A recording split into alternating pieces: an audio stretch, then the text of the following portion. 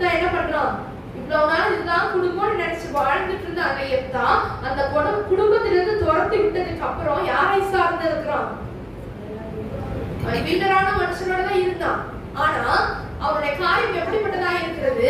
தன்னுடைய காரியங்களை எல்லாவற்றையும் மிஸ்பாவில கர்த்தருடைய சன்னதியில சொல்லுகிறவனாய் காணப்படுகிறான். அப்ப துறந்து விட்டதுக்கு அப்புறம் அவன் முழுவதுமாய் ஆண்டவரை சார்ந்து இருக்கிறான். ஆமென் சொல்லுங்க பார்க்கலாம். இப்ப யார் துரத்தி விட்டாங்களோ அதே ஜனங்கள் வந்து நீங்க எங்களுக்கு சேனாபதியா இருக்கணும்னு சொல்லி கூப்பிடுறாங்க.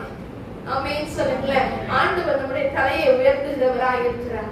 எந்த இடத்துல நம்ம வெட்கப்பட்டு போகவே விடவே மாட்டார். ஆமென் சொல்லுங்களேன். இன்னைக்கு நம்ம பழைய நேரத்துல யோசிக்கலாம், ஏன் ஏசப்பா நான் தனித்து விடப்பட்ட சூழ்நிலையில இருக்கிறேனே சொல்லி கூட நம்ம என்ன பண்ணலாம், யோசிக்கலாம்.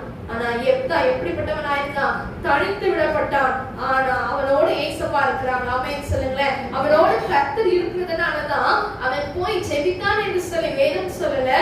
தன்னுடைய காரியங்கள் எல்லாவற்றையும் கர்த்தருடைய சன்னதியில சொன்னான்.